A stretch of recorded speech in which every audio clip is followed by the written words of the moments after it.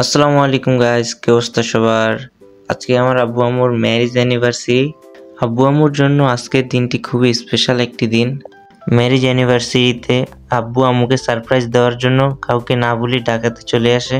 আম্মু আব্বুকে দেখে পুরাই সারপ্রাইজ। তো এখন আমাদের ফটোশুট চলতেছে, একটু পরেই কেক কাটা হবে। তো ভিডিওটি এনজয় করতে থাকুন, হচ্ছে পরবর্তী কোনো ভিডিওতে। আসসালামু আলাইকুম।